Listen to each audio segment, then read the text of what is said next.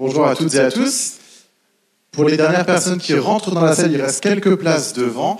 Merci d'être si nombreuses et nombreux pour cette conférence du Jardin des Sciences, organisée en collaboration avec l'Observatoire astronomique de Strasbourg et la mission Développement durable et responsabilité sociétale de l'université. Et justement, pour présenter notre invité du jour, je vais passer la parole à Laurent Schmitt, vice-président responsabilité sociétale et développement durable de l'université de Strasbourg. Et puis, je précise également, excuse-moi Laurent, que dans la foulée de la conférence, on a également un temps de questions et d'échanges. Vous pourrez revenir sur des points de la présentation en levant la main et je passerai avec mon micro pour vous attribuer la parole. Bonne conférence et je laisse la parole à Laurent. Merci beaucoup Simon. Bonjour à toutes, bonjour à tous. Bienvenue pour cette conférence qui est organisée en effet par le Jardin des Sciences et la mission Développement durable et responsabilité sociétale de l'université.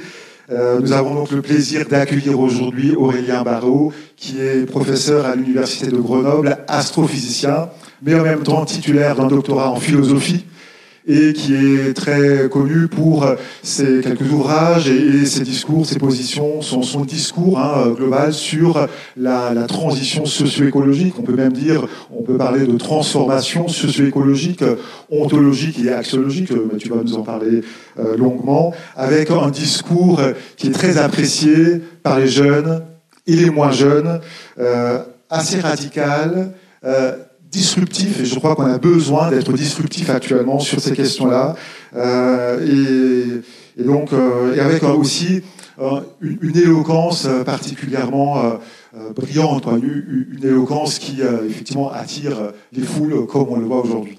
Ce que j'aimerais dire aussi, c'est que j'ai demandé à Aurélien Barraud de donner aussi quelques pistes qui lui semblent pertinentes pour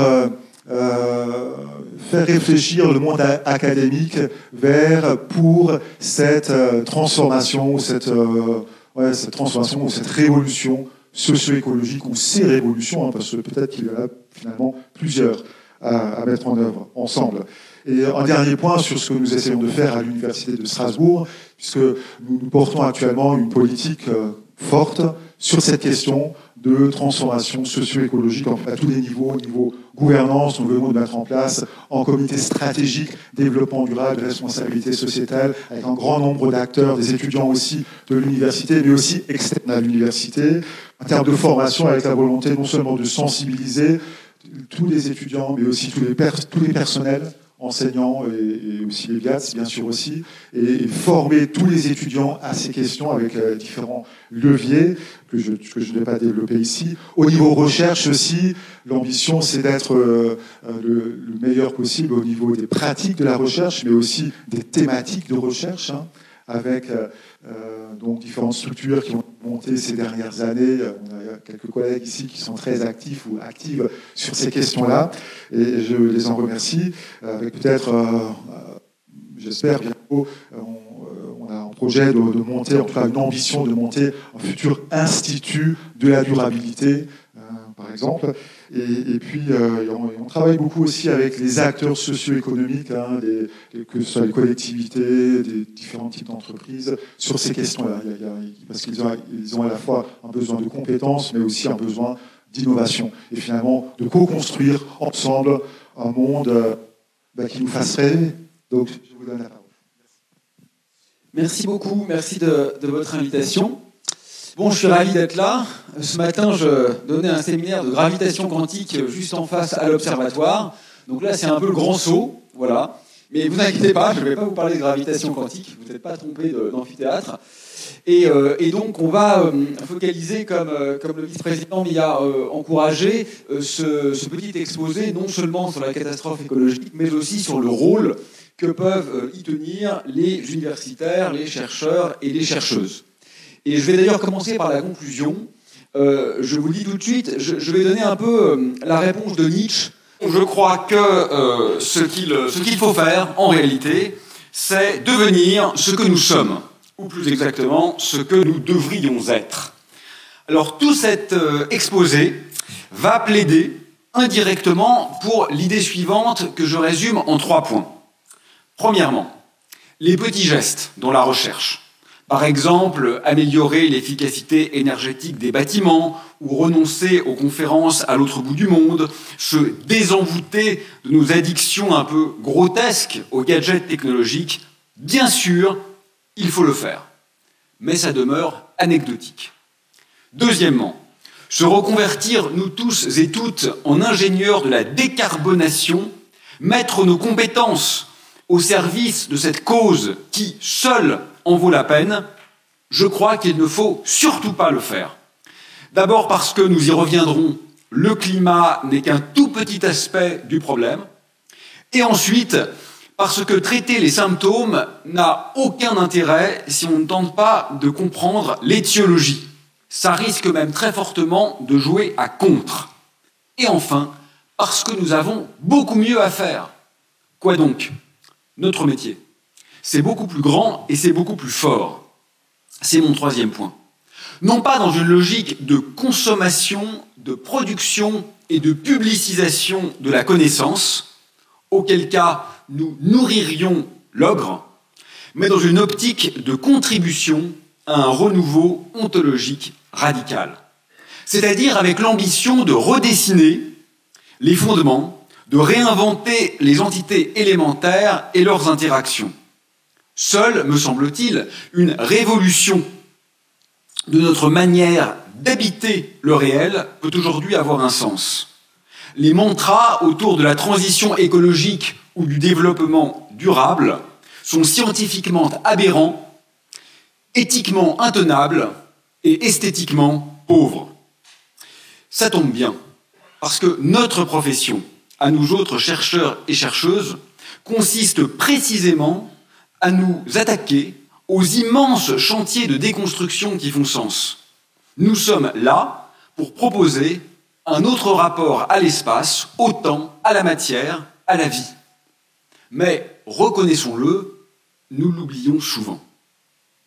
En résumé de cette introduction, ce qui importe vitalement aujourd'hui, presque à l'exclusion de toute autre chose, me semble-t-il, c'est de réinventer notre symbolique, notre mythique et notre poétique. Les astuces technologiques que nous adorons inventer, nous autres universitaires, n'ont aucun intérêt. Faire utilement notre métier ne consiste pas à essayer de résoudre un nouveau problème ingéniérique, mais à souligner la contingence de nos constructions et à tenter de réinventer l'ossature du réel. Alors, premièrement, les faits.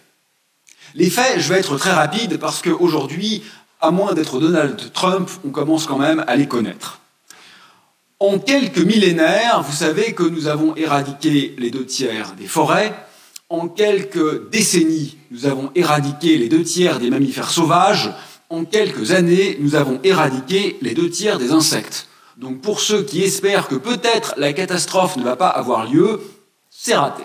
C'est trop tard, c'est déjà fait. La majeure partie des points dits de non-retour a déjà été atteinte. Les espèces disparaissent aujourd'hui à un rythme entre 1000 et 10 000 fois supérieur à la normale. La pollution engendre le décès prématuré d'environ 800 000 êtres humains par an dans la seule Europe. Seuls 20% des terres émergées ne sont aujourd'hui pas artificialisées drastiquement. L'océan de plastique, dont vous savez qu'il constelle les mers réelles, fait environ 3 fois la taille de la France et sa masse est toujours en augmentation exponentielle. Les forêts tropicales sont aujourd'hui tellement abîmées qu'elles ne jouent plus leur rôle de puits de CO2, mais commencent à en émettre plus qu'elles n'en absorbent. La moitié des arbres plantés pour cette ridicule compensation carbone qui vous donne bonne conscience quand vous allez à l'autre bout du monde sont déjà morts. L'eau de pluie sur Terre est devenue impropre à la consommation. C'est un peu contrariant ça. Compte tenu des taux de produits toxiques qui y sont actuellement présents, l'Université de Chicago a publié récemment une étude montrant que les particules fines avaient réduit l'espérance de vie mondiale de plus de 2 ans et tué statistiquement 3 fois plus que la consommation d'alcool dont nous connaissons pourtant les ravages, à l'échelle mondiale.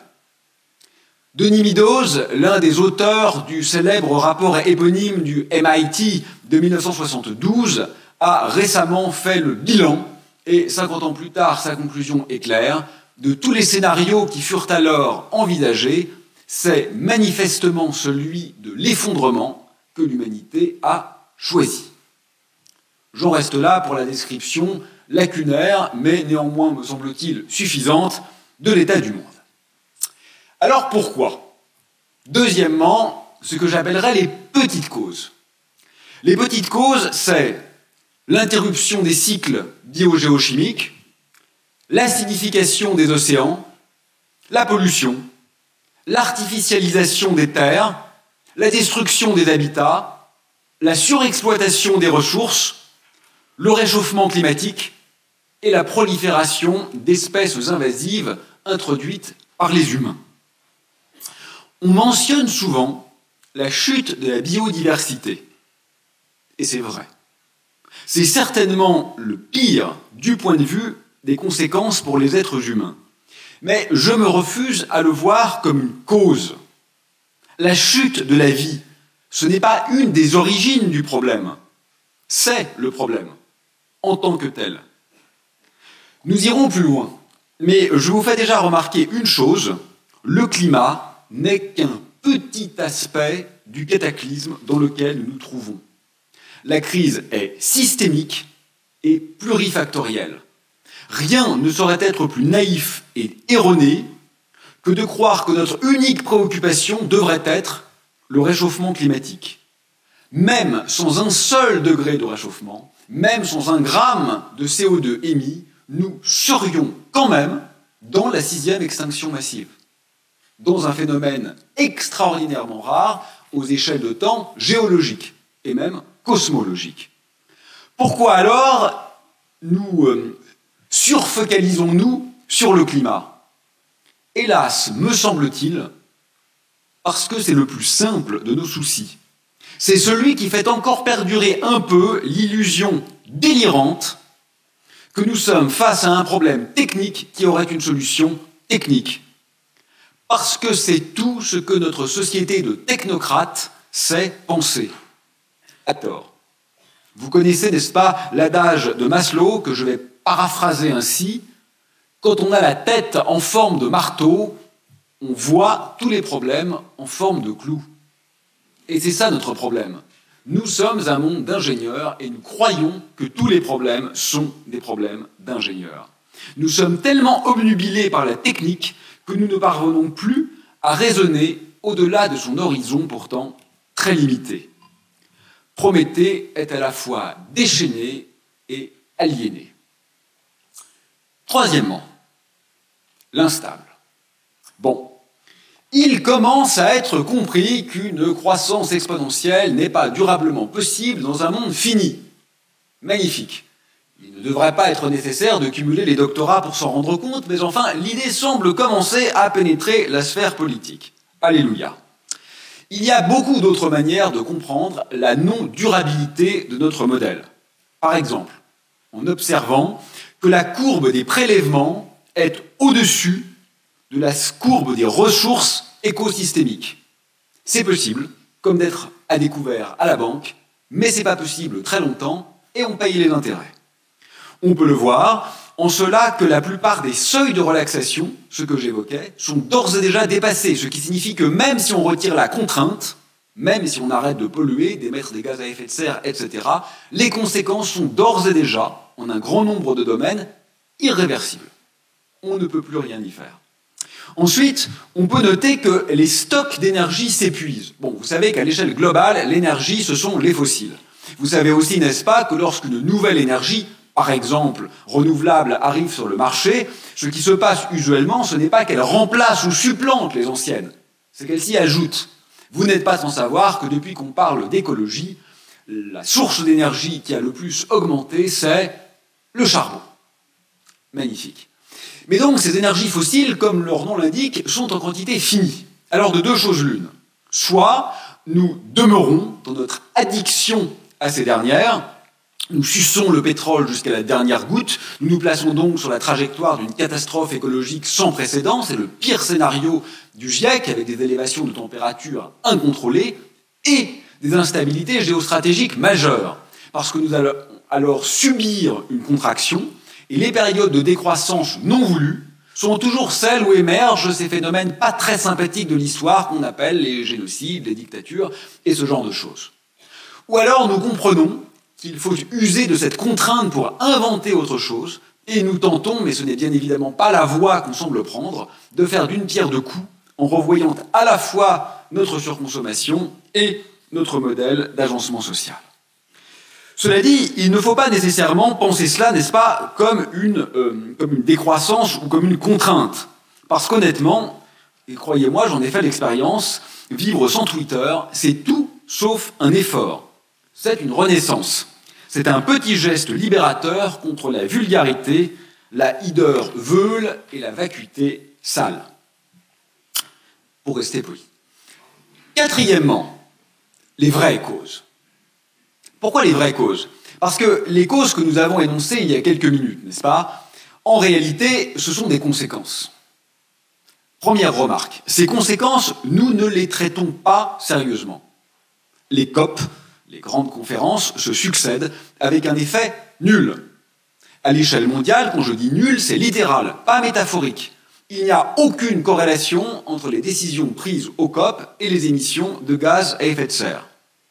Deuxième remarque, quand bien même nous le ferions de tenter de traiter ces conséquences, ça aurait à peu près l'efficacité de diriger l'extincteur sur le sommet des flammes, ou de traiter un cancer généralisé avec du paracétamol. Ça peut masquer quelques instants les effets, mais ça ne s'attaque pas à la cause réelle. Alors bien sûr, la cause réelle, cardinale, unique, l'origine de tous nos maux, ça n'existe pas.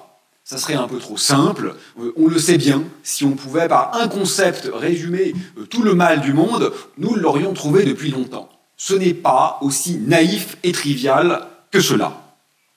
Mais le point quand même essentiel, extrêmement caricatural, et pourtant vrai, me semble-t-il, que je voudrais mettre la table, c'est le suivant. Nous n'avons pas encore posé la question la plus élémentaire, la plus apparemment désuète, mais aussi la plus importante en fait, et la plus profonde. Qu'est-ce qu'on veut? On fait comme s'il était évident que poursuivre dans la même direction, en diminuant les externalités négatives, parce qu'on est des gens bien, on est des gens conscientisés, on ne veut pas tuer les petites souris et les écureuils, était nécessairement ce qu'il fallait faire. Mais ça ne va pas de soi. Il n'est pas du tout évident qu'indépendamment des effets délétères de notre manière d'habiter l'espace, elle soit intrinsèquement indépassable. Pourquoi ne réfléchissons-nous pas à ce que l'on souhaite? Nous raisonnons, je viens de le dire, comme s'il était trivial qu'élever nos enfants aux vidéos TikTok et les nourrir aux produits Carrefour était évidemment souhaitable. Et nous cherchons uniquement comment continuer dans cette direction, mais en émettant un peu moins de CO2, parce que nous sommes des gens conscientisés. Honnêtement, construire une dystopie, ce n'est pas seulement intenable, ça l'est, mais ça ne l'est pas seulement. C'est aussi, me semble-t-il, méprisable. Pourquoi invente-t-on un monde qui serait émétique, même s'il était durable? Et c'est peut-être d'ailleurs la seule bonne nouvelle. On peut gagner sur tous les tableaux. Regardez l'univers vulgaire et violent, sans étoiles et sans paroles que nous prépare Elon Musk. L'homme le plus riche du monde, autrement dit le grand gagnant du Monopoly mondial. Le problème qui se joue ici, ce n'est pas la pollution associée à ces fusées débiles. C'est pas ça le problème. C'est que c'est intrinsèquement pourri, même si ça ne polluait pas. Et c'est là, me semble-t-il, qu'il faut penser. Je vous donne un exemple, parce qu'il est à la mode. L'intelligence artificielle. À mon avis, la question n'est pas de savoir s'il faut décarboner l'IA, l'intelligence artificielle. La question est de savoir si nous voulons, indépendamment du carbone, que des algorithmes, qui n'ont, cela dit en passant, rien d'intelligent, produisent un réel qui soit prévisible, normé, calculé, sans exubérance et sans protubérance, adapté à la surveillance de masse et formaté à la rentabilité.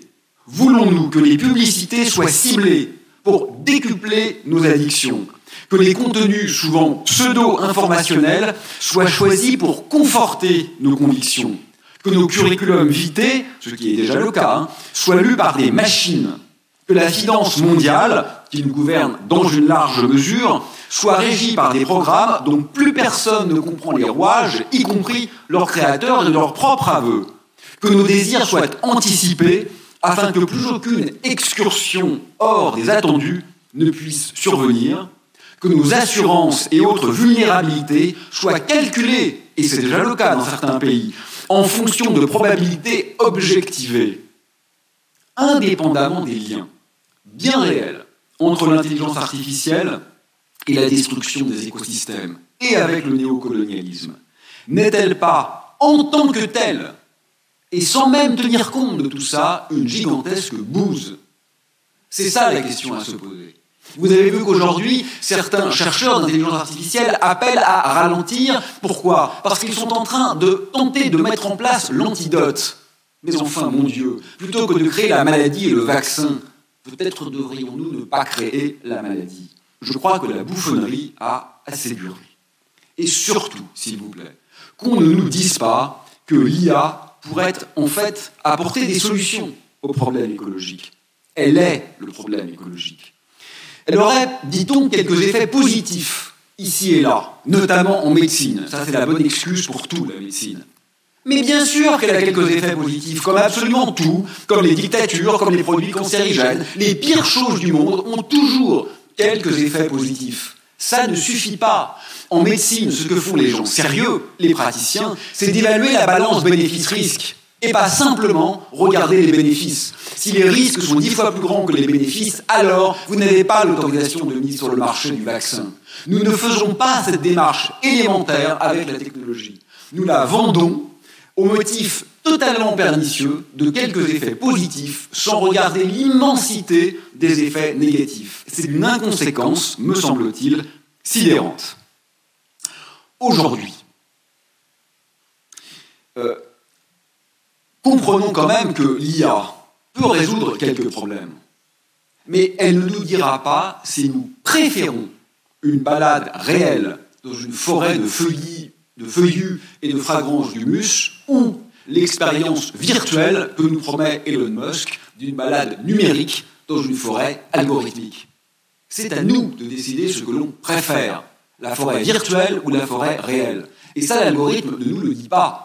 Il peut nous proposer des forêts virtuelles de plus en plus ressemblantes aux forêts réelles. Et si on préférait les forêts réelles, qui existent encore un peu? Aujourd'hui, me semble-t-il, et c'est ce que je voulais dire il y a quelques secondes, la destruction de la vie est notre but. C'est important ça. La réification totale du réel est le dessein que nous nous sommes fixés. N'est-ce pas? C'est le cas, ça c'est un fait, c'est pas une idéologie.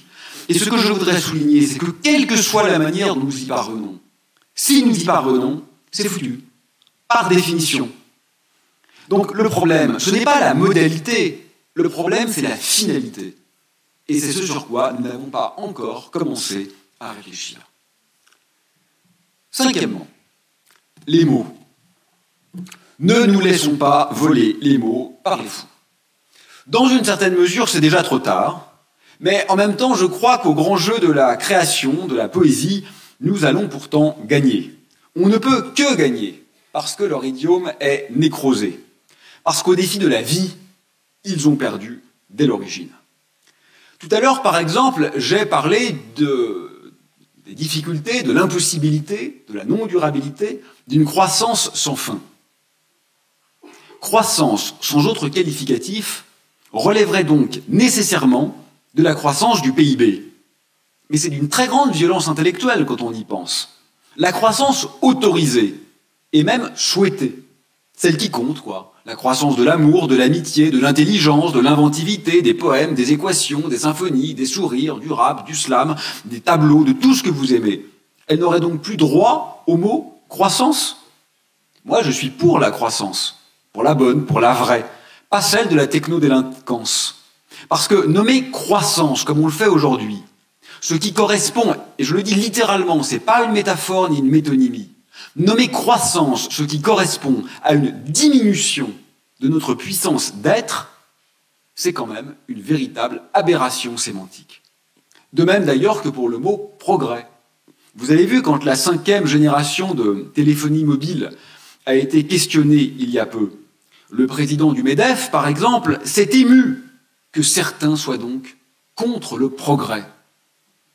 Mais, cher monsieur, je vous dénie très solennellement le droit de nommer progrès un gadget techno-zinzin qui améliore les flux Twitch, mais dont les conséquences en termes de pollution, d'émissions de gaz à effet de serre et d'addiction sont dévastatrices.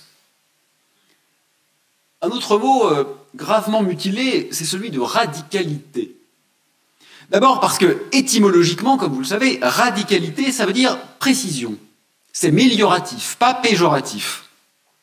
Et ensuite parce que même au sens commun, c'est donc d'intransigeance, disons, ne serait-ce pas souhaitable d'être effectivement intransigeant dans la lutte contre la fin du monde? Moi, je suis radicalement contre le meurtre et la torture. C'est mal? Non, je crois que face à la fin du monde, l'intransigeance, c'est la moindre des choses qu'un esprit éclairé doit s'imposer. D'ailleurs, je viens d'utiliser le mot « fin du monde ». En voilà un autre, un terme problématique. C'est pas vraiment un mot, c'est un groupe de mots. On ne pourrait pas le dire, paraît-il, sans être un gourou ou un prophète. Non mais attendez, si l'effondrement de la vie sur Terre n'est pas la fin du monde, pourquoi cette expression pourrait-elle bien être employée? D'ailleurs, étymologiquement, mundus en latin, comme cosmos en grec, réfère à l'harmonie et à la convenance raisonnable. C'est bien littéralement que l'on peut parler de fin du monde. Et enfin, écologie. C'est très inapproprié, écologie. Hein. Là encore, vous savez que, historiquement, ça réfère en quelque sorte à l'économie de la maison. Ce n'est pas ce dont il est question. Le terme est héritier de nos vieilles violences métaphysiques. Il pense encore dans une dichotomie de l'homme et de la nature, et c'est l'une des causes cardinales de notre incapacité à imaginer un ailleurs de nos construits. Pensez à Descola, par exemple, et à bien d'autres, cette binarité arbitraire entre nous et le grand autre, même posée avec bienveillance, comme c'est généralement le cas pour ceux qui se revendiquent de l'écologie, est scientifiquement inepte et axiologiquement dangereuse. Sixièmement, démographie. À mon avis, ce n'est pas le problème. Un seul Elon Musk fait plus de dégâts que tout le continent africain réuni. Ce n'est pas un problème de démographie, c'est un problème d'idéologie. Notre idéologie actuelle consiste à maximiser l'impact. Cela dit en passant pour faire une petite pique à mes collègues et à moi-même, y compris en recherche. Comment avoir plus d'impact avec vos publications? Nous vivons dans un monde de maximisation de l'impact. Donc ça ne servirait à rien d'être 2 fois moins nombreux. Nous utiliserions simplement chacun 2 fois plus d'espace et de ressources. Donc je crois que ce n'est pas du tout la question. Nous sommes la civilisation de l'hubris. N'oubliez pas d'ailleurs que c'est ce qui a failli amener à la défaite à Troie. Bon, l'enlèvement d'Hélène, c'était le prétexte. Hein. Le véritable thème de la guerre de Troie, c'est la colère d'Achille. Autrement dit, l'hubris qui se prend lui-même comme son objet. Sans mentionner qu'il y a quand même quelque chose d'un peu colonialiste et paternaliste à parler de démographie, parce que le fait est aujourd'hui que les pays à la démographie galopante sont quand même essentiellement ceux qui n'ont rien à se reprocher dans cette affaire. Septièmement, poésie. Michel-Ange exténué, j'ai taillé dans la vie, mais la beauté, Seigneur, toujours je l'ai servi. Je m'arrête là, parce que c'est un très long poème de Jean Genet. Ce que je veux simplement dire ici, c'est que, honnêtement, c'est là que se jouent les choses sérieuses. Pourquoi? Parce que la poésie, c'est à la fois la connaissance et la transgression des règles. C'est un rhizome de symboles, c'est un cheminement vicinal de signification, c'est une architectonique du désir et une métastructure des possibles. Le reste, honnêtement, sincèrement, presque tout le reste, ça relève quasiment du détail. Huitièmement, arrogance. Bon, c'est un peu une blessure narcissique, comme dirait Freud, mais il faut le reconnaître, nous sommes ceux qui n'ont rien compris. On peut continuer à donner des leçons au monde entier, parce que nous adorons le faire, mais nous sommes, nous les Occidentaux, la civilisation la plus meurtrière de toute l'histoire du point de vue de la biosphère. Ce n'est pas une idéologie, c'est un fait. Savez-vous quelle relique nous laisserons sur des échelles de temps géologiques? Comment une araignée géologue, dans 100 millions d'années, pourra savoir que nous avons existé? Ni par nos églises, ni par nos cathédrales, même celles de Strasbourg, ni par nos centrales nucléaires. Tout cela aura été remanié. Mais tout simplement parce qu'il ou elle observera dans les fossiles un affaissement radical, drastique, brutal et quasi instantané de la vie, sans aucune cause, ni météoritique, ni volcanique. Voilà la trace que nous laisserons dans la grande histoire. En sommes-nous particulièrement fiers. D'autant plus qu'il est aujourd'hui, me semble-t-il, relativement acquis que nos prédécesseurs, c'est-à-dire les humains du néolithique et du paléolithique, furent remarquablement explorateurs. Ils ont essayé, tenté, envisagé une indicible multitude de systèmes et d'organisations. Face aux échecs nombreux, ils ont rebroussé chemin et proposé des agencements éminemment différents. Ils recomposaient sans cesse le réel. Je crois que la singularité de notre temps, ce n'est pas l'erreur. Nous ne sommes évidemment pas les premiers à nous fourvoyer. C'est l'entêtement. Même face à la certitude de l'échec, aucune remise en cause sérieuse n'est encore sur la table. Neuvièmement, sobriété. C'est à la mode. Très bien. Très bien. Néanmoins, 3 problèmes. Le premier, c'est qu'on ne peut quand même pas ne pas se demander comment il est possible que l'exécutif le découvre maintenant, alors que tout est bien connu et compris depuis 50 ans. Je crois, et je le dis sans ironie et sans cynisme, qu'il aura simplement fallu qu'ils aient chaud. D'ailleurs, le mot est venu l'été dernier. Il a fait chaud, et donc ils ont compris le problème. Et puis vous avez vu, ils n'en ont plus parlé pendant l'hiver. Et croyez-moi, en août, ils vont en parler à nouveau. Voilà où nous en sommes. Deuxièmement, laissez entendre, comme ce fut dit, que le temps de l'abondance est maintenant terminé, c'est quand même oublier que pour beaucoup, il n'a jamais existé. Et ça relève un peu de l'indécence. Troisièmement, suggérer, ce qui là aussi fut fait, qu'il allait donc maintenant falloir faire des efforts, c'est assez terrible. Parce que cela montre notre niveau d'incompréhension, ou plutôt de pauvreté symbolique. Des efforts, sérieusement? Renoncer aux notifications Snap pour écouter le bruissement des feuilles, c'est un effort. Préférer les livres à Twitter, c'est un effort. Choisir son lieu de villégiature pour son authenticité plus que pour son Instagrammabilité, c'est un effort. Le réel est donc à ce point pour nous devenu un ersatz du virtuel. C'est littéralement, me semble-t-il, pathologique. Oui, renoncer à la cocaïne peut effectivement être pendant quelque temps nommé un effort. Mais dans le long terme, croyez-moi, c'est plutôt un gain. Dixièmement, ITER. Imaginez qu'un jour, dans quelques décennies, nous jouissions d'une source d'énergie presque propre et presque illimitée. ITER, c'est une référence à la fusion nucléaire. Magnifique, nous serions sauvés, alléluia, vive les ingénieurs. En fait, non. Je pense que si cela advenait, ce serait la pire des catastrophes. Parce que nous disposerions alors de moyens presque infinis pour parachever notre entreprise d'artificialisation méthodique du réel. Autrement dit, de transformation de cette planète en déchets. Nous n'aurions plus aucun frein pour détruire les montagnes, éradiquer les forêts, bétonner les espaces habitables, dévaster les fonds marins. Je veux vraiment insister, c'est le cœur de ce que j'essaye de vous proposer comme idée. Le problème, c'est notre objectif, pas les moyens par lesquels nous y parvenons. Nos énergies actuelles sont émettrices de CO2, c'est vrai, mais c'est le moindre de leur mal. Si on les décuple, ces énergies disponibles, même sans CO2, tant qu'on ne revoit pas l'enjeu pour lesquels on les utilise, alors on ne freine pas la catastrophe, on l'amplifie. Le gros du dommage, c'est pas l'émission de CO2 de l'énergie, c'est ce qu'on fait avec l'énergie. Plus d'énergie avec ou sans CO2, on s'en fout. Si on n'a pas revu notre être au monde, c'est plus de destruction. Voilà le cœur de ce que j'essaye de vous proposer.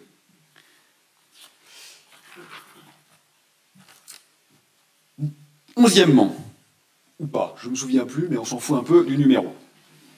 Autonomie. La sphère technique a, dans une certaine mesure, pris son autonomie.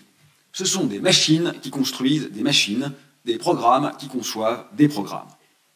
Évidemment, sous notre contrôle et avec notre intervention. Ce n'est pas Skynet, nous ne sommes pas dans Terminator. Mais quand même, quelque chose se déploie en parallèle.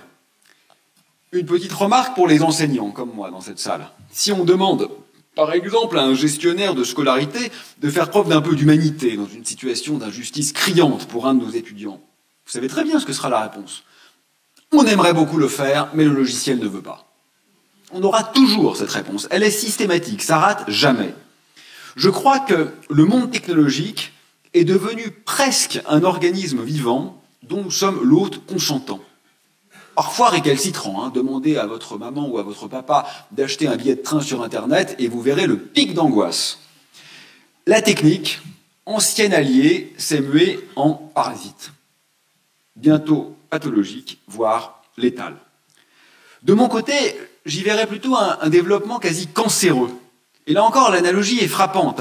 Mutation, métastase, prolifération. Mais ce qui apporte avant tout dans l'argument, c'est l'autonomie. Vous savez que les cellules malignes vivent leur propre mécanisme de sélection. Elles échappent à l'homéostasie et à la sénescence, et elles ont besoin de l'hôte pour exister, mais elles n'en dépendent plus que marginalement, jusqu'à son trépas.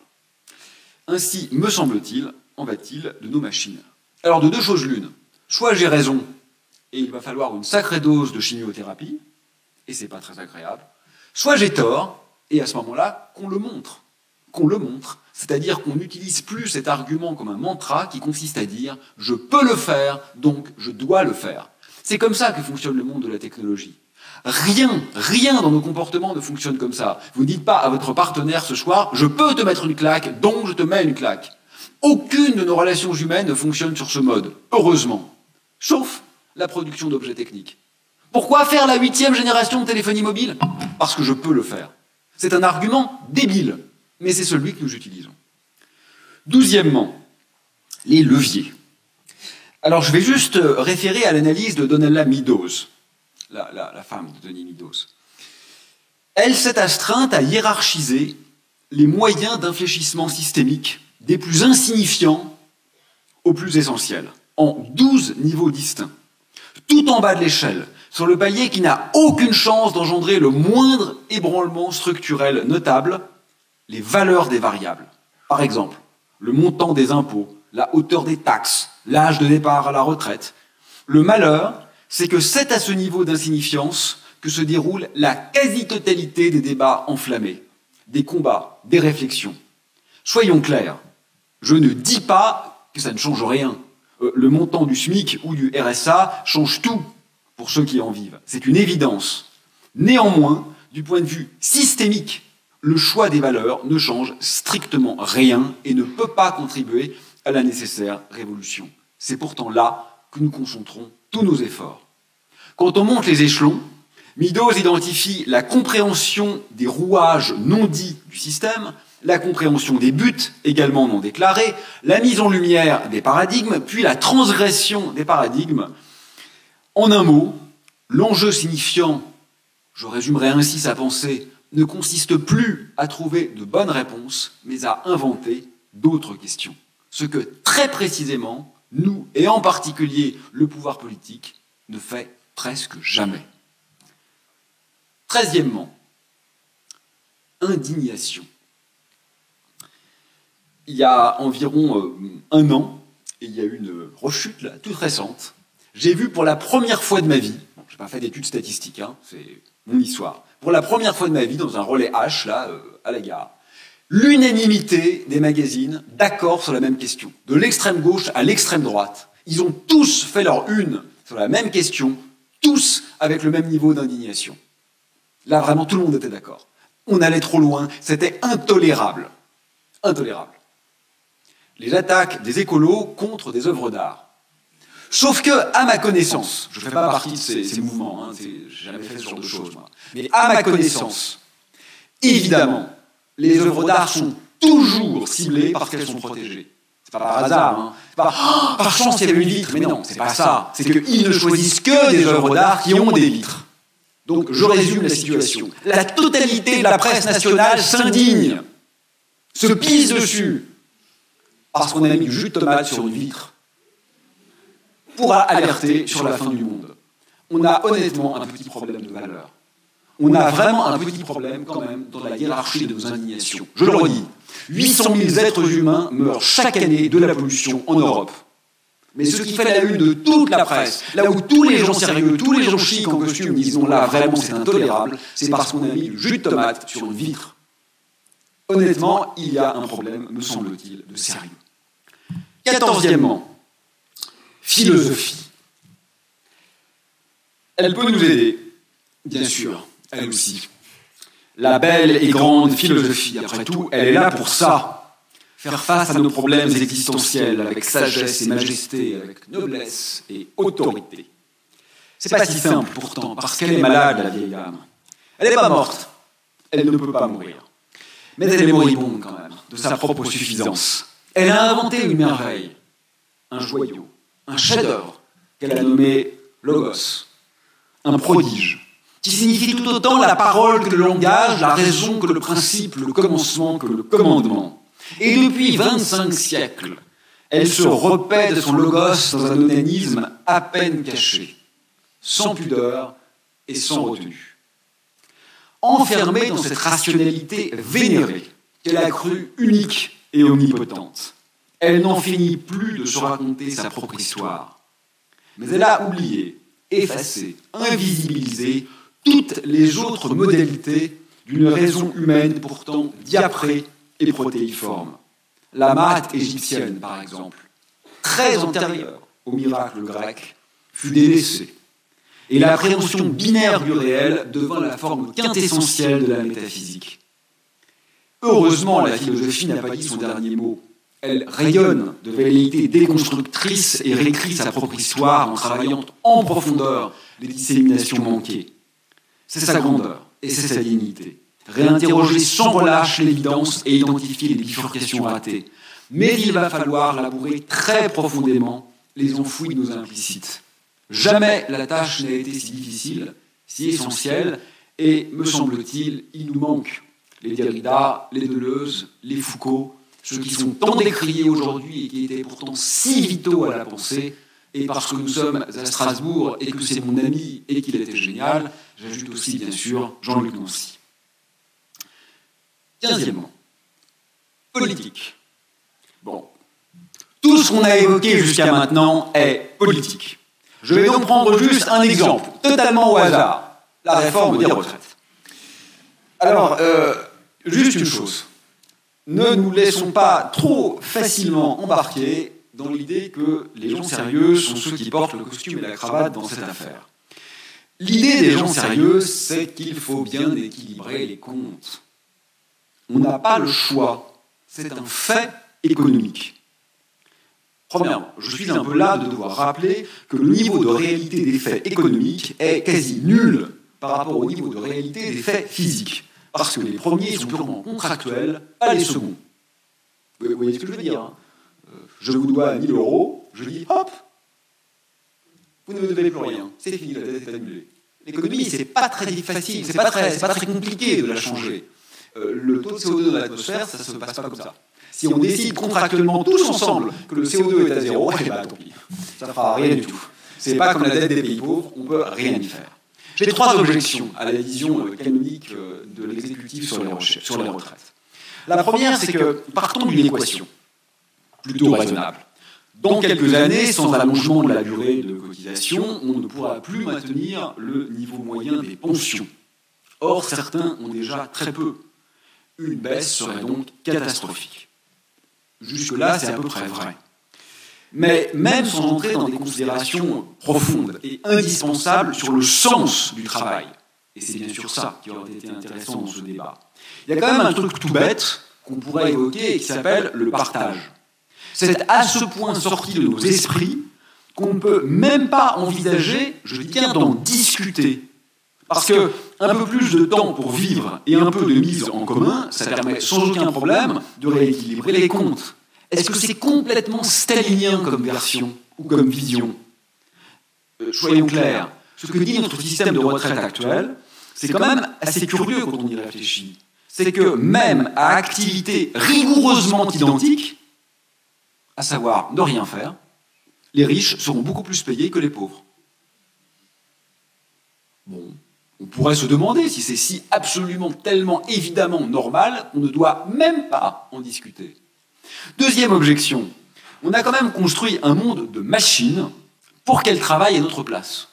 Jean Covici le rappelle sans cesse, nous avons chacun de nous l'équivalent de 500 esclaves en termes d'énergie disponible qui travaillent à temps plein, H24, pour nous. Et avec ça, il faut quand même allonger la durée de notre travail. On a peut-être raté un petit truc. Troisièmement, globalement, de façon factuelle et scientifique, toutes les réflexions écologiques disent quand même une chose simple. La production nous tue. Et l'air de rien, ce que les gens sérieux sont en train de décider pour nous, c'est que nous allons travailler plus longtemps, donc produire plus, donc accélérer le suicide collectif. C'est quand même un peu bêta, en fait. 16e, j'ai bientôt fini. Ouais, c'est ça, ça va faire comme on a dit. Science. On pourrait penser que la science est salvatrice. Que la science est, par essence, du côté du bien, parce que du côté du vrai. Pardon, mais une fois de plus, et quand bien même j'aime énormément la science, personnellement, j'y passe 10 heures par jour parce que ça me plaît, c'est pas si simple. D'abord parce que le rapport de la science à la vérité est en fait très complexe, mais c'est pas ce dont je voudrais parler ici. En fait, c'est pas si simple pour d'autres raisons. Certes, la science aide à décrire la situation dès lors qu'un certain prisme est choisi. Certes, mais elle ne dit pas où on veut aller. Elle ne nous dit pas si l'oiseau de Twitter est plus ou moins important que celui de chair et de plumes qui tente de survivre dans nos forêts asphyxiées. Tout détruire n'est pas une erreur scientifique. C'est éventuellement un problème éthique, axiologique, politique, mais ce n'est pas une erreur scientifique. La science ne vous dira jamais où vous devez aller. Alors, certains des plus éminents scientifiques n'ont pas hésité à suggérer que la science avait structurellement partie liée avec les outils d'aliénation, de répression, de domination et de destruction qui sévissent depuis des années. Honnêtement, ce n'est pas entièrement faux. Mais je crois que ce n'est pas entièrement juste non plus. Ce n'est pas dichotomique. On ne peut pas se contenter de dire la science est du bon ou du mauvais côté. C'est, là encore, un peu plus compliqué que ça. Je pense qu'il faut être radicalement nuancé sur cette question. Je crois que la science est sur la brèche. Elle est en posture très particulière de responsabilité, parce qu'elle est puissante.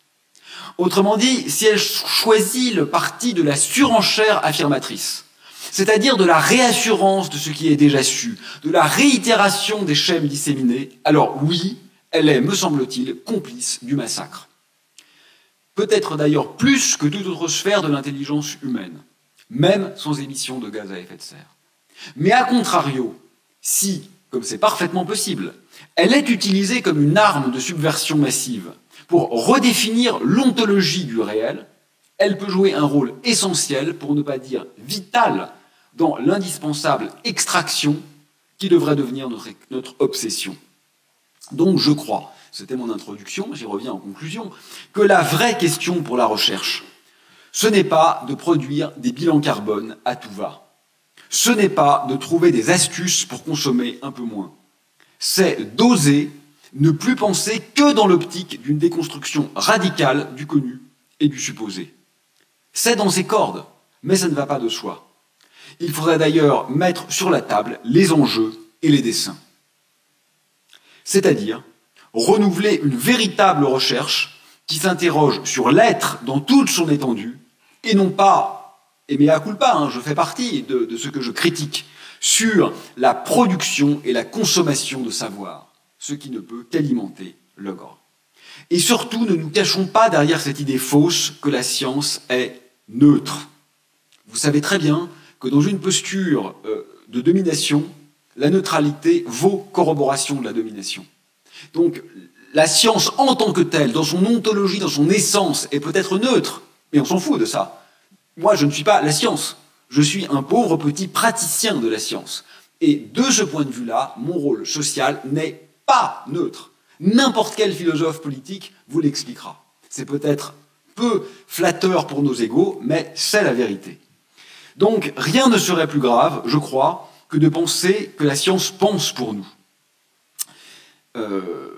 Et c'est pourtant la voie que nous prenons. Un monde de calcul et d'algorithmes qui ne trouve que de très ingénieuses solutions, mais qui rate la totalité des véritables questions, et qui, de fait, ne peut que conforter un système globalement prédateur. Je conclus maintenant, pour de vrai. Je crois qu'on pourrait proposer une sorte de science rebelle, un habiter poétiquement la science qui constituerait notre véritable défi, et pour paraphraser Rabelais, en le déformant, je proposerai aujourd'hui « Science sans déviance n'est que ruine de l'âme ». Honnêtement, le délitement s'accélère, avec l'assentiment de presque toutes et tous. N'ayons surtout pas l'impression qu'il se passe quelque chose. La seule chose qui se passe réellement, c'est une précipitation de la tendance au désastre. Il va falloir plus que jamais faire confiance à Hölderlin. Il écrivait que là où croit le péril, croit aussi ce qui sauve, ou pas. Merci.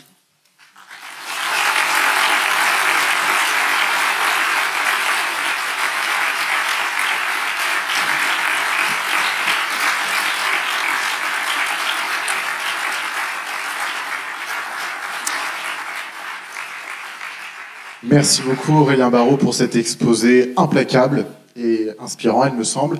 Il nous reste un petit peu de temps pour quelques questions, donc je propose de faire passer le micro aux mains qui se lèvent dans la salle. Vous me faites signe et je vous donne la parole.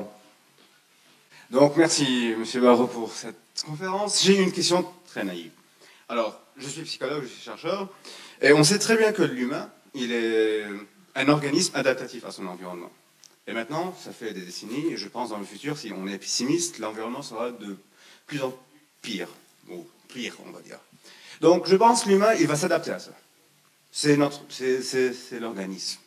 Donc, ma question, c'est, puisqu'elle est naïve, est-ce qu'il y a de l'espoir pour le futur, où en fait l'humain va s'adapter à un environnement qui est de pire, de plus en plus, et en fait, ça sera différent, en fait. Ça sera, dans le futur, un monde qui est assez différent que celui aujourd'hui, et on n'aura pas cette poésie que vous essayez de la partager avec tout le monde, puisque on va l'oublier en fait. Oui, alors c'est très intéressant, il y a plein de points subtils dans ce que vous évoquez et pertinents. D'abord, on va s'adapter, ça c'est quand même vrai que dans une petite limite. Quand la température extérieure, par exemple, est plus grande que la température corporelle, on ne s'adapte pas, on meurt. Hein. C'est comme ça. Donc on s'adapte, mais si on ne boit pas pendant 15 jours, on ne s'adapte pas, on meurt. En fait, on est quand même des organismes très fragiles. Donc on peut s'adapter à la violence des profs, on peut s'adapter à des parents qui sont un peu indignes, on peut s'adapter à certaines violences systémiques. En termes de besoins physiologiques, notre capacité d'adaptation individuelle est quand même toute petite par rapport à ce qui attend la planète. Et ça, c'est factuel. Quand on n'a plus rien à boire, on ne s'adapte pas, quoi. Voilà. Premier point. Le deuxième point, c'est que, comme vous le disiez, je pense que pour moi, ce qui est vraiment important, c'est qu'il y a vraiment un double niveau. Il y a un niveau qui consiste à dire, en fait, c'est pas une peur pour l'avenir. Hein. Voilà, quand l'espérance de vie mondiale a baissé de 2 ans à cause des particules fines, on est en plein dedans. Et là, on parle de gens qui meurent. C'est pas théorique, c'est pas abstrait, c'est réel. Les 800 000 personnes qui meurent chaque année en Europe de la pollution, pareil, le même nombre dans le bassin méditerranéen, c'est publié dans des revues de médecine à comité de lecture. Hein. C'est pas des chiffres d'associations militantes écolo. Donc là, on parle de gens qui meurent. C'est très factuel, c'est très concret. Bon, ça c'est le premier point. Mais le deuxième point, c'est effectivement de se dire, mais en fait, ce qui est triste dans cette affaire, c'est que supposons que ce soit pas le cas. Qu'on arrive à contrebalancer ces effets délétères, ce qui est totalement impossible et pas du tout raisonnable pour un écologue, mais on peut le supposer à titre d'expérience de pensée. La question, c'est de se dire, dans ce monde-là de béton, d'acier, de programmes et d'IA, où éventuellement on arriverait à ne pas diminuer notre espérance de vie, mais est-ce qu'on serait heureux ? En fait, c'est juste ça la question. C'est est-ce que toute chose égale par ailleurs, à espérance de vie fixée, enfin bon, entre-temps, on aura quand même flingué quelques millions de milliards d'animaux, hein, mais ça, on n'en parle même pas parce qu'on s'en fout, donc c'est quand même pas forcément un détail pour tout le monde, mais c'est pas grave. Supposons qu'on s'en foute des vivants non humains, supposons qu'on s'en fout de tout ça, et qu'on se dise, est-ce que on y gagne ? Je crois que c'est très très difficile de répondre positivement à cette question. Sincèrement, je crois que c'est très difficile.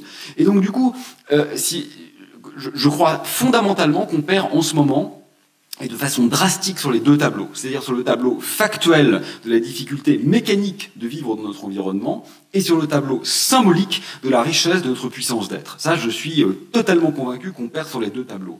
Maintenant, vous demandez, est-ce qu'il y a de l'espoir ? Et ma réponse est, il faudrait finir la phrase en fait. De l'espoir, pourquoi ? Est-ce qu'il y a de l'espoir que la vie, tout court, perdure sur Terre ? Oui, évidemment. Je ne suis pas inquiet pour les scorpions ni pour les araignées qui sont extrêmement résistants, donc la vie va perdurer, ça c'est bon.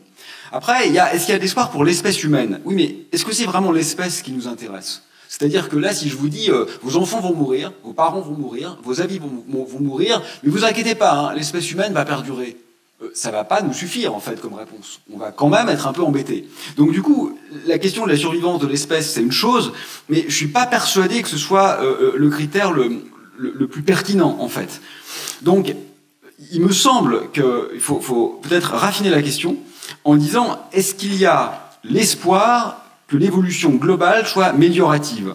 Sincèrement, je vois aucun moyen de répondre positivement à ça. Absolument aucun moyen. Et d'ailleurs, j'insiste, factuellement, l'espérance de vie commence à décroître dans beaucoup de pays riches. Hein, donc, les pays pauvres, hélas, ça, c'est pas nouveau.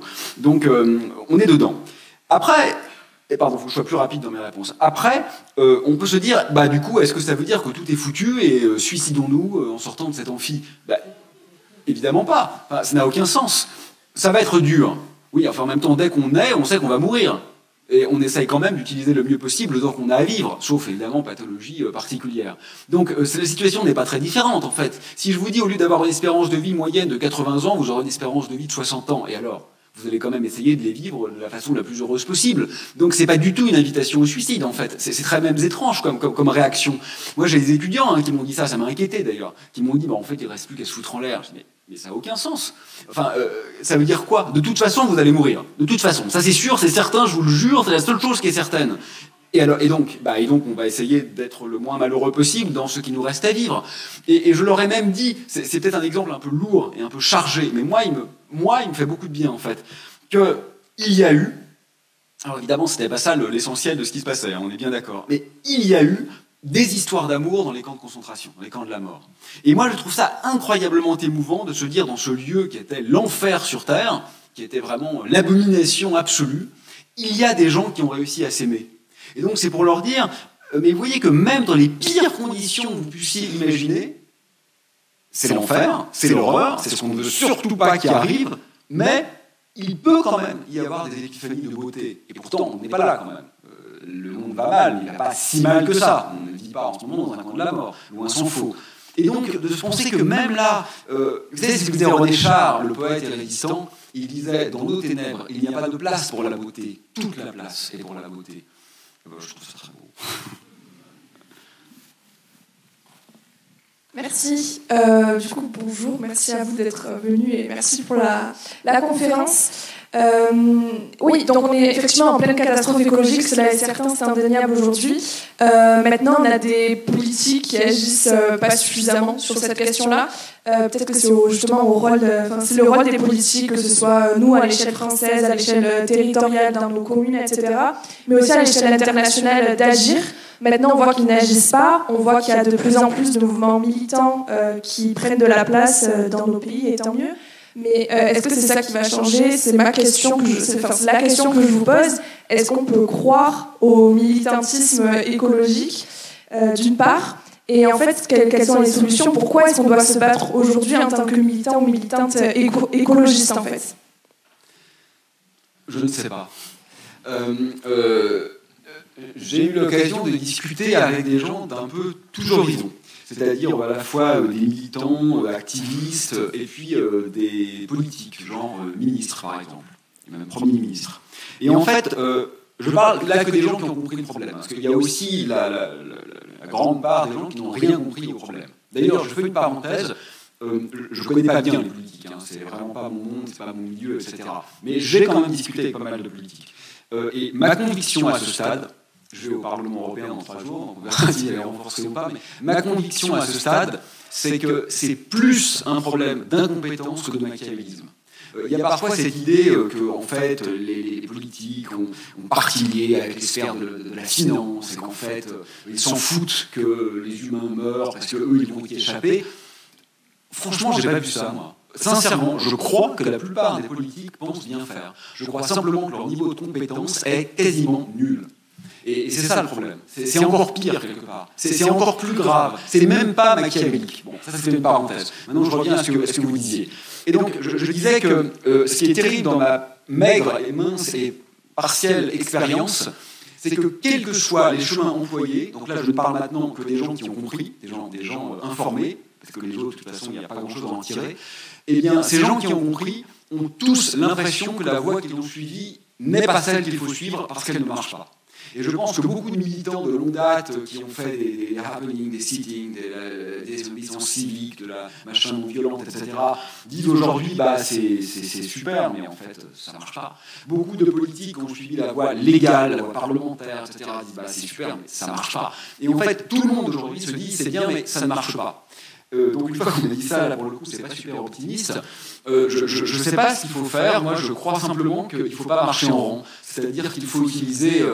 Comme disait Ulysse sous la plume d'Homère, il faut utiliser les armes que nous ont données les dieux. Voilà. Donc certains savent militer, tracter, faire des choses dans la sphère publique, d'autres écrivent des livres, d'autres se désengagent du monde réel et vont faire l'expérience réelle dans leur vie d'un ailleurs radical. Je pense qu'il y a une infinité de manières différentes d'affronter cette situation et que finalement le plus raisonnable, c'est de ne pas marcher en rang. C'est-à-dire de marcher de façon ultra désordonnée, un peu dans une sorte d'activisme fractal qui fait qu'à tous les niveaux, on peut infecter les choses. Mais il me semble quand même qu'à l'échelle individuelle, parce que en fait ça c'est ma grande frustration, je fais plus beaucoup de conférences, mais à chaque fois que j'en fais une, à chaque fois, d'ailleurs je suis sûr que ça va être la prochaine question, mais maintenant que je l'ai dit, je l'ai sapé, ça c'est une bonne astuce ça. Il y a là la question qui arrive en disant ouais, c'était convaincant ce que vous avez dit, enfin en partie quand même, je suis pas d'accord avec tout, mais globalement c'était convaincant. Mais alors, concrètement, on fait quoi ? Et moi, ça me tue parce que j'ai l'impression d'avoir été concret pendant 1 heure. J'ai l'impression d'avoir parlé que de trucs super concrets. Et en fait, les gens, ils me disent, mais alors là, tout à l'heure, je rentre chez moi, je fais quoi ? Mais si c'était aussi simple, on le saurait, quoi. Pour moi, concrètement, on fait quoi ? Concrètement, on pense. C'est-à-dire qu'en fait, le truc le plus efficace, on peut se dire, bon allez, je prends la résolution, à partir d'aujourd'hui, je mange plus de viande. Très bien, c'est sûr que c'est positif, il n'y a aucun doute. À partir d'aujourd'hui, je prends plus l'avion. C'est sûr, c'est positif. À partir d'aujourd'hui, je change ma chaudière au fioul. Tout ça est positif. Très bien, on peut le faire ou ne pas le faire, chacun voit midi à sa porte. Mais le plus fondamental, à mon avis, c'est d'interroger tous les implicites. C'est-à-dire tout ce qui, dans notre manière de vivre, pour l'instant, va de soi, juste parce que c'est l'inertie de ce que font les gens autour de nous, de ce qu'attendent de nos collègues, de ce qu'attendent nos parents, de ce qu'attendent nos amis, tout ce qui est connoté méliorativement, et d'un seul coup se dire, mais en fait, pourquoi je le fais ? Est-ce que je veux vraiment le faire ? Et j'ai discuté avec des chefs d'entreprise, par exemple, qui ne sont pas tous des salauds, dont certains, d'un seul coup, se sont dit, Mais en fait, pour moi, ça a été évident pendant 20 ans que mon métier consistait à augmenter les bénéfices. En tant que chef d'entreprise, c'était mon rôle, augmenter l'argent produit par ma société. Et puis, il y a des vrais gens, hein, j'invente pas un truc mythique là, qui m'ont dit, mais un jour, on s'est dit, mais en fait, finalement, si je restais chef d'entreprise, je démissionne pas. Donc forcément, contraintes économiques, etc., etc. Mais je me dis que mon but, c'est pas ça, en fait. Que mon but, c'est d'essayer de faire du mieux vivre.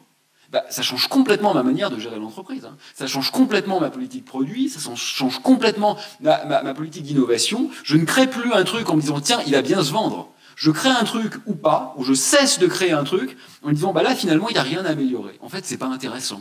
En fait, l'objet que je commercialise en ce moment, je sais très bien que la nouvelle génération, ce sera juste un truc un peu moins durable qui rend les gens un peu moins heureux. Si je le fais pas, je vais en vendre moins. Bah, et alors, en fait ? En fait, ça va, j'ai une maison, je mange à ma faim, finalement, je mets pas ma vie en danger en décidant de diminuer mon chiffre d'affaires, ni celle de mes employés dans certaines entreprises. Et en fait, ça, c'est incroyablement efficace. Le mec ou la nana, il s'est pas dit d'un seul coup, je vais faire des bilans carbone. Non, il s'est dit, mais en fait, c'est quoi le but de mon activité ? Ça, c'est révolutionnaire. Et je pense que c'est ça qu'on devrait faire. Mais c'est vrai, moi, c'est dur à faire. Hein. Moi, j'en suis encore, je publie pas mal dans mon métier, et en fait, je sais très bien que la plupart des articles que je publie ne servent à rien. Et je me dis, mais en fait, alors pourquoi tu le fais ? Et on a toujours de mauvaises raisons. Ah, mais c'est parce que c'est bon pour mes étudiants. Ouais, bon, c'est aussi parce que ça flatte l'ego. C'est très dur de sortir de ça. Mais je pense que c'est là qu'on doit faire porter l'effort, en fait. Je crois. Bonsoir. Bonsoir à tous et merci pour la conférence. Vous parliez tout à l'heure de progrès. Alors la question un peu ontologique de l'être, c'est finalement pourquoi on est là ? Est-ce qu'on est là pour participer à une destruction le temps de notre vie, ou alors à une aggradation, c'est-à-dire avoir un impact non pas nul mais même positif par rapport à la restauration des écosystèmes et des milieux naturels.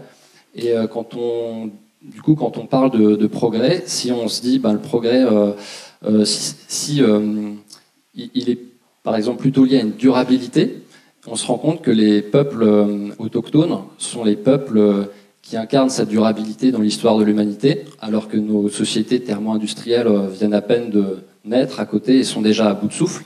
Donc les solutions, en fait, elles sont là, elles existent. Il suffit d'ouvrir les yeux et de regarder comment les êtres humains ont développé des relations avec les humains et les non-humains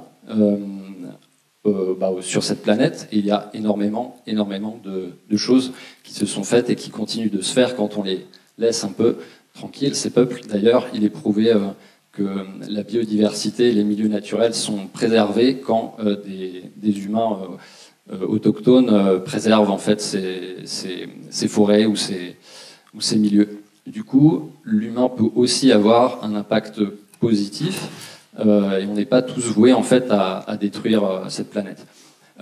Du coup, ma question, elle est assez personnelle, c'est en sachant ça, est-ce que vous êtes prêt, vous seriez prêt à incarner en fait cette réciprocité organique au quotidien, c'est-à-dire à lâcher le micro pour vivre en fait cette relation. Alors ça n'empêche pas de philosopher, de continuer à partager en fait toutes ces connaissances et à réfléchir, parce qu'on est une société qui est plutôt, on va dire, intellectuelle, bureaucrate, et il n'y a plus que 2% d'agriculteurs en France, 50% vont partir à la retraite dans les 10 prochaines années. Ça vous donne un peu une idée des problématiques alimentaires vers lesquelles on va. Et je me prête des fois à penser, ou plutôt à rêver, que les penseurs, les intellectuels que vous êtes notamment, fassent les gros titres et qu'on les voit en fait en train de planter des patates dans les champs. Alors ça peut paraître un peu à rire, mais pour moi, il n'y a pas forcément d'autres options et c'est même plutôt émancipateur, puisque cette relation au vivant, moi je la vis, puisque j'étais urbain, citadin, et que j'ai acheté 2 hectares à un agriculteur conventionnel dans le Limousin, et qu'aujourd'hui, en fait, j'essaie de renaturer, de revégétaliser cet espace, et que j'y trouve beaucoup de sens. Voilà, merci. Oui, merci beaucoup pour votre intervention. Donc, je suis tout à fait d'accord avec l'essentiel de vos remarques. J'y insiste. sur les peuples autochtones, dans le beau livre là, de Vengrove, qui est sorti il n'y a pas très longtemps, Au commencement était, je trouve assez génial les descriptions qu'il fait, qui sont très documentées, hein, des récits, des rencontres, effectivement, entre les colons, on va dire, et les peuples autochtones, il y a quelques siècles en particulier. Et ce que je trouve vraiment intéressant, c'est que la grande majorité des peuples autochtones, avant de nous trouver méchants, parce qu'en effet, nous l'avons été à leur égard, ils nous ont trouvés stupides. Et que vraiment, ce qui les a sidérés, c'est qu'on ne peut pas se défaire de notre idée que quand même, alors en plus, il y a le mythe des conquistadors en Amérique du Sud, mais globalement, on ne peut pas se départir de l'idée que quand on est arrivé là, avec notre technologie, avec nos bateaux, avec nos armures, ils ont dû être subjugués. Et en fait, les faits historiques, c'est exactement l'inverse. Ils ont regardé nos organisations sociales et ils nous ont trouvés profondément débiles, en fait. Et ça, je trouve ça intéressant. On pense qu'on a été enviés, mais ça, c'est une histoire qu'on se raconte. Hein. C'est comme de croire que le rêve de l'Afrique, c'est de ressembler à l'Europe. Faut vraiment pas bien comprendre et connaître effectivement l'imaginaire africain, qui est aussi diversifié que le nôtre, naturellement. Donc ça, c'est le premier point, je suis tout à fait d'accord avec vous, c'est très important. Le deuxième point, j'adore ce que vous avez dit, et je suis 100% en phase avec ça, c'est toujours très étrange d'entendre la réaction face au constat qu'on dresse ensemble, mais qu'est-ce qu'on peut faire? Et vous avez raison, mais il suffit de regarder. En fait, c'est complètement... en fait, je vais même employer un mot lourd, mais je trouve que cette question est profondément raciste. Parce qu'elle fait comme si il n'y avait pas d'autre manière d'habiter l'espace que la manière de l'Occident contemporain. Comme si, en fait, tous les autres humains n'étaient pas des humains. Alors qu'en réalité, la grande majorité, c'est ce que vous avez souligné, des autres cultures, autres que la nôtre, pas la totalité, la grande majorité des autres cultures qui ont habité cette planète n'avaient pas du tout le rapport d'ultra-prédation que nous avons au non-humain, à l'environnement, etc. Et donc, en fait, il suffit de regarder, et ça, je pense que c'est super important de le garder en tête, c'est pas si difficile, il suffit de renverser notre rapport paternaliste aux autres cultures, et au lieu d'essayer d'enseigner, de tenter d'apprendre. Et en effet, certains peuples, de moins en moins, mais existent encore, vivent encore. Mais dès qu'on pense à l'Afrique, même chez les écolos, la première réaction, généralement, c'est « Bon, comment on va leur expliquer le problème ?» Mais non, mais il faudrait commencer par apprendre d'eux, pas leur expliquer le problème. Nous avons à apprendre d'eux. Bon, ça, là-dessus, on est d'accord.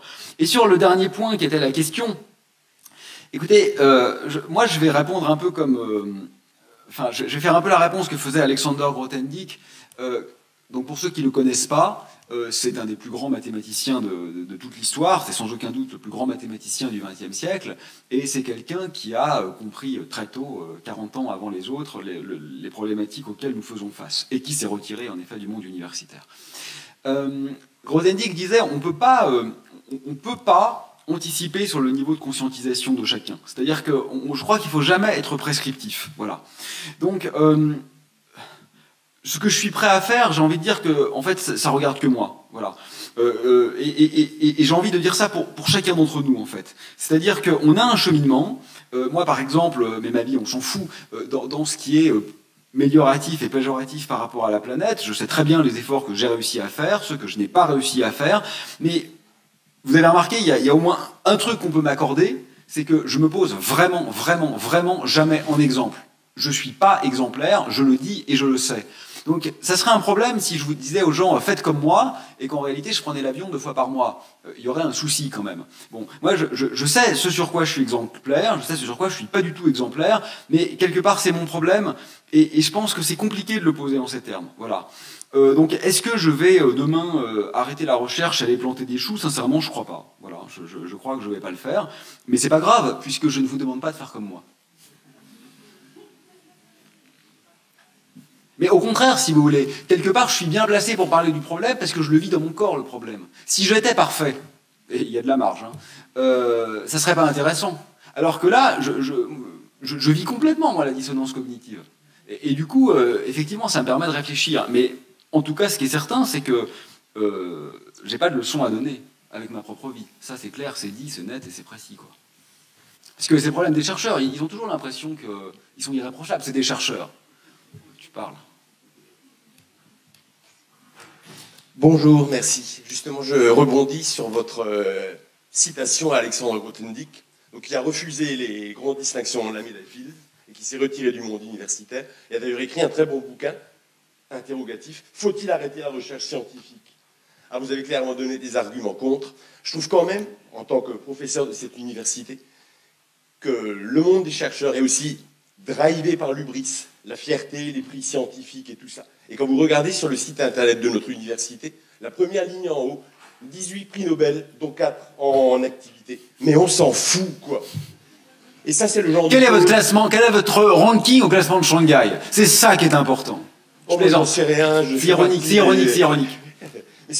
Et ça, je pense que la communauté scientifique, tout en continuant de faire la recherche comme vous voulez le faire et comme je veux le faire, ce serait vraiment en fait aussi un acte de vraie digression et de refus de ce système. Parce que le système, en fait, nous nourrit à la carotte, bosse bien, et un prix Nobel, un machin, mais fait des applications, fait des trucs. Cette semaine, il y a un article qui est sorti d'un groupe hollandais qui a eu un ERC pour développer des verres OGM pour détecter des pathogènes. À quoi ça sert ces conneries? Oui, mais ça, c'est vrai que c'est intéressant parce que, en fait, bon, je ne veux pas donner de leçons à aucun président ou présidente d'université, ça doit être un métier très difficile, mais je trouve que ce qui serait le plus intéressant finalement, ce ne serait pas tellement de dire, bon allez, moi je m'engage effectivement à rénover toutes les vieilles fenêtres, etc. Bon, très bien, très bien, très bien, tout le monde s'engage à ça, c'est très bien, mais ça serait de se dire, sortir du productivisme du savoir, effectivement. Et c'est un peu ce que vous avez dit. Ça peut être en mettant en avant les prix Nobel, ça peut être en mettant en avant les classements dans des rankings qui n'ont absolument aucun intérêt. Mais même, moi, je rêverais d'un homme ou d'une femme dirigeante d'université ou d'organismes de recherche, etc., qui disent, en fait, je ne me vanterai jamais du nombre de publications, du nombre d'ouvrages de mon université. Essayez de, bon, à la limite, je ne demande pas à chacun de démissionner, mais faites votre métier, quoi. Essayez de comprendre comment Dieu créa le monde. Ça serait tellement révolutionnaire de dire ça. Et peu importe le nombre d'articles, peu importe le nombre de publications, votre H-index ne sera pas utilisé pour votre promotion, ça serait génial. Honnêtement, je dis pas ça par démagogie, hein, mais je jette la pierre à personne, parce que les gens que je connais en situation de pouvoir, je parle même pas des présidents d'université, mais même des politiques, etc., ils vivent sous contrainte, donc il ne faut pas non plus se dire tiens, à leur place, ça serait facile. Un jour, j'ai discuté avec le président d'une très grande banque d'affaires, mais genre une des plus grandes du monde, quoi. Quelqu'un qui gérait plus d'argent que le budget de l'État français. Et en fait, il m'a dit mais évidemment que tu as raison.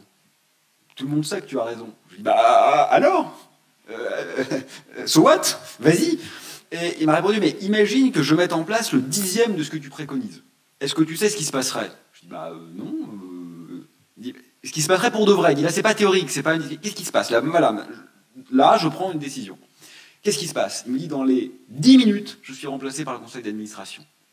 Et en fait, on peut dire c'est une bonne excuse pour de rien faire. C'est vrai, c'est une bonne excuse pour de rien faire. Mais ce que ça veut dire aussi, c'est que même le patron d'une banque ne dirige pas sa banque.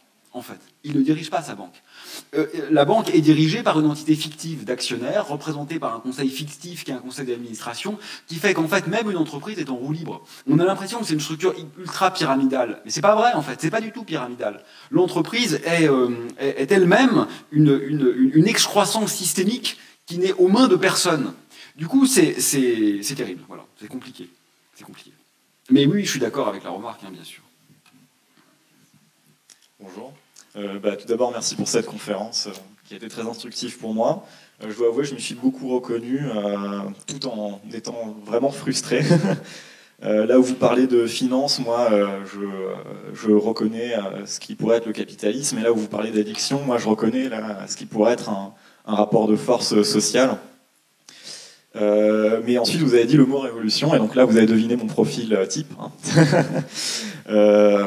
Et justement, moi, ma question, c'est concrètement, je sais que vous aimez bien ce mot, comment est-ce que la poésie, l'imaginaire, la mythologie et puis le logos va révolutionner le système? Vous êtes reconnu parce que vous avez les cheveux longs, c'est ça? Non, plus sérieusement, je me fais tout le temps engueuler sur cette question, donc je vous remercie de l'avoir mis sur la table. Moi, je ne suis pas du tout un défenseur du capitalisme. Je suis absolument convaincu qu'il y a un problème avec le capitalisme. Mais pourquoi tu le dis jamais? Parce que c'est évident. Il y a un problème avec le capitalisme. Voilà, c'est dit.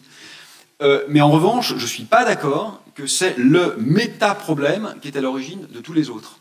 Si vous prenez par exemple la période médiévale en France, franchement, c'est pas du tout capitaliste, hein, c'est rien de capitaliste, c'est pas un système capitaliste. En termes de justice sociale et en termes de conscience environnementale, honnêtement, c'était quand même pas terrible. Donc je dis pas que le capitalisme est bien. De toute façon, le capitalisme, ne serait-ce que dans ses fondements, est incompatible avec un monde durable. J'en suis convaincu, et je le dis. Ce que je dis simplement, c'est qu'il ne faut pas se dire simplement tuer le capitalisme et tout ira bien. En fait, la plupart des alternatives qui ont été testées ne vont pas non plus.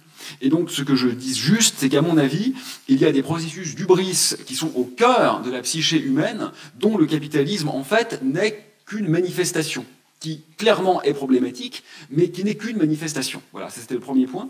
Alors après, oui, parler de rapports de force sociaux, sans doute il faut le faire. C'est vrai que c'est pas trop mon truc, non pas du tout parce que je veux jouer les bisounours qui pensent que tout se résout autour de la table des négociations, c'est pas vrai. Hein. Je veux bien rappeler publiquement que la plupart des acquis sociaux, ils n'ont pas été acquis autour de la table des négociations, ils ont été acquis grâce au piquet de grève. Donc je suis tout à fait d'accord que le rapport de force, s'il n'y avait pas eu de rapport de force, les gamins travailleraient toujours à 12 ans aujourd'hui. Hein. Ça s'est pas fait dans la joie et la bonne humeur parce que les patrons se sont dit « Ah, quand même. » Non, à l'époque, on nous disait « Mais c'est pas possible, si les enfants ne travaillent plus, l'économie s'effondre. » Et finalement, le droit du travail a évolué à cause et grâce au piquet de grève. Donc je suis d'accord avec ça. En même temps, il ne faut quand même pas non plus tout réduire à ça. Et en l'occurrence, je vais être très pragmatique. Je crois que dans le rapport de force, on perd. Donc on peut établir un rapport de force, comme aiment bien dire les militants de gauche, dont je veux bien faire partie naturellement. Mais là, en l'occurrence, je suis sûr d'une chose, c'est qu'on va le perdre. Donc il faut faire attention avant de l'établir. Et donc, ce que je crois, c'est que il faut utiliser les armes qu'on a. Et c'est pour ça que je parlais de poésie et de symbolique. Je vais prendre un exemple débile, mais quand même, voilà. C'est un exemple un peu démagogique, mais tant pis. Prenez un super riche qui a un super yacht. Bon. Et demandons-nous pourquoi il a un yacht. Bon, c'est pas parce qu'il ou elle aime la mer. Quand on aime la mer, on a un petit voilier.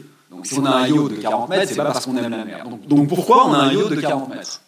Pour impressionner la galerie. Enfin, ça, c'est pas en soi une motivation existentielle. Non, prendre un yacht parce qu'on fait venir des jolis nanas ou des jolis mecs, peu importe comment vous sexuez le truc. C'est ça, en fait, la finalité. C'est de séduire. Pas forcément sexuellement, ça peut être symboliquement, c'est de séduire. Et en fait, le vrai problème, c'est quoi ? C'est que le yacht, aujourd'hui, il reste méliorativement connoté. Quand il deviendra ringard, quand il deviendra non pas un indicateur de réussite sociale, mais un indicateur de délinquance, en fait. En se disant, bon, ce type-là, c'est pas forcément un monstre, cette nana-là qui en est propriétaire, c'est pas forcément une harpie, mais enfin, quand même, globalement, c'est un indicateur de délinquance. Bon, quelqu'un qui sort de prison peut être très bien à tous égards, mais notre premier réflexe sera peut-être de dire, oh, attention quand même. Une fois que le yacht deviendra un indicateur de délinquance, voire de terrorisme, qu'est-ce qui va se passer ? Plus personne n'aura envie d'aller dessus, et donc plus personne n'aura envie d'avoir de yacht. Parce qu'en fait, ça sert d'aspirateur, un yacht. C'est à ça que ça sert. Et donc, c'est là où je trouve qu'on a un pouvoir énorme, en fait. C'est qu'en réalité, la symbolique, on en est maître. On est endoctriné par les pubs, par les réseaux sociaux, par tout ce qu'on veut, mais ce n'est pas le pouvoir politique qui décide de ça. Et en fait, je pense que c'est hyper efficace. Et il commence à y avoir des stars qui jouent un peu le jeu. Parce qu'effectivement, tous les gamins de 12 ans sont fans de foot, et quand ils voient que leur joueur préféré, il a 12 Ferrari et 47 Lamborghini, forcément, ça devient un marqueur de celui qu'on aimerait être. Il commence quand même, pas trop dans le milieu du foot, je crois, mais dans le milieu de la chanson, par exemple, etc., à y avoir des stars, des gens très connus, très riches, enfin, qui pourraient être très riches, qui décident de ne pas jouer ce jeu-là, en disant, mais en fait, c'est nul, quoi. Je vais pas faire ça, je vais pas rentrer là-dedans. Pourquoi ? Parce qu'en fait, ça ne va pas du tout améliorer mon capital symbolique. Au contraire, ça va me rendre grotesque vis-à-vis des gens qui m'aiment. Et ça, c'est le seul cercle vertueux, moi, auquel je crois un peu, et je pense qu'il est beaucoup plus fort, en fait, que la réglementation, parce que le juridique, ça arrive toujours a posteriori, quand la mutation axiologique a eu lieu. On ne pourra jamais édicter des lois qui vont contre nos valeurs. Donc, c'est pour ça que je crois qu'il faut travailler sur les valeurs. Après, moi, comment dire, j'ai discuté il y a 3 jours dans un lycée. Excusez-moi, je fais vite, mais c'est important. Les gamins étaient plutôt d'accord avec ce que j'ai raconté, puis après on a discuté, etc. C'était bien, quoi. Le point bloquant, le point vraiment où là il y a eu une révolution dans la salle, c'était la viande. Non mais on peut pas toucher à ça, quoi, c'est trop bon. Et là, moi ce que je leur ai dit, c'est, mais bien sûr, Ceux d'entre vous qui mangent de la viande, ça ne veut absolument pas dire que vous êtes des salauds. C'est complètement ridicule. Ça n'a aucun sens. Moi, je fais aussi 10 000 trucs, je ne mange pas de viande, mais j'ai 10 000 autres péchés, si on veut le dire de façon presque théologique, des actions négatives, j'en ai 1 milliard. C'est pas une question de se dire vous êtes ostracisé parce que vous mangez de la viande, vous êtes ostracisé parce que vous avez pris l'avion, vous êtes ostracisé parce que... Non, mais on s'en fout, on est tous ostracisés à ce jeu-là. Donc c'est pas la question. C'est juste quand même que vous pouvez bien sûr manger de la viande, mais pas le cœur léger. Il faut quand même être conscient que cette chose-là a un coût terrible. Terrible en termes d'éthique animale, terrible en termes d'impact écologique, terrible en termes de santé publique et terrible en termes de néocolonialisme. Parce que si vous mangez de la viande, vous implicitement vous dites que d'autres ne vont rien manger du tout, hein, parce qu'on ne peut pas nourrir tous les hommes avec de la viande. Bref. Donc il y a plein de conséquences. Est-ce que ça fait de vous un monstre? Mais bien sûr que non. Bien sûr que non, moi j'en sais rien, j'ai un bijou en argent, et l'argent je suppose qu'il est extrait des mines par des gens qui sont très mal payés, peut-être par des gamins, peut-être par des gens qui sont empoisonnés. On a tous notre responsabilité. Mais une chose est de le faire quand même, parce qu'on est humain et qu'on n'est pas des saints, et que c'est comme ça, on a un impact sur notre environnement. Une autre est de le faire le cœur léger, comme si ça allait de soi, comme si c'était notre droit. J'ai le droit de manger de la viande. Ouais, enfin, ok, on a le droit de se comporter comme un porc, mais c'est pas forcément quelque chose à revendiquer, quoi. C'est juste pas forcément quelque chose à revendiquer. Et ça, je pense que c'est pas de la culpabilisation, parce que la culpabilisation bien pensante, bobo, ça m'agace aussi, en fait. C'est juste, en fait, de la conscience factuelle de ce qui se cache derrière nos actions. Voilà. Il y a des choses qui sont derrière, et si on a un temps soit peu conséquent, il faut les regarder. Et voilà, et je pense que ça peut influer sur la chaîne symbolique et donc influer ensuite sur la chaîne pragmatique. Mais je ne dis pas qu'il faut faire comme ça, hein. Moi c'est juste mon truc, tu vois. Si quoi ton truc c'est plus de faire des manifs ou du rapport de force ou des grèves ou que sais-je, et que ça marche, et bah super. Moi je suis pour l'activisme fractal. Je crois qu'il faut essayer partout. Bien, écoutez, dans la recherche, les grèves ça sert à rien parce que tout le monde s'en fout. Moi si je m'arrête de travailler, tout le monde s'en fout, donc je peux pas faire de grève. Bon, en tout cas, merci beaucoup pour ces questions, cette superbe conférence. Je voudrais finir très très rapidement. D'abord, dire un petit mot pour mon collègue à l'université. C'est vrai qu'on met les prix Nobel en avant, mais il y a de vraies valeurs, il y a de l'émerveillement pour le vivant, humain et non humain. Et je crois que dans cette université, il y a une vraie rencontre quand même entre l'esprit et le cœur. Et je crois que c'est l'un des messages importants que tu as apporté. Et merci beaucoup pour cet exposé brillant, lumineux, provocateur et remuant, et aussi avec beaucoup d'humour. Donc merci beaucoup. Merci beaucoup. Merci à vous.